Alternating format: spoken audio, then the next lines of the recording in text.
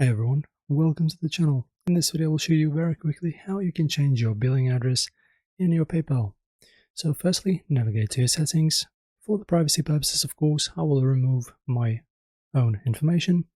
And as you can see guys, we have our info here. We have a name, we have a language that we use basically the service in, we have our location, we have our ID. If you added your password, if you have your password, we have that as well.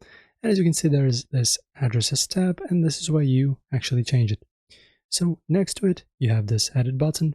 Click on it, let the page load, and in here you can just easily set your new primary, for example, or just a temporary address, and then just press update, and you're basically set and done and good to go. Guys, thank you for watching this tutorial. I hope you liked it. If you did, press like, subscribe to the channel. See you next time.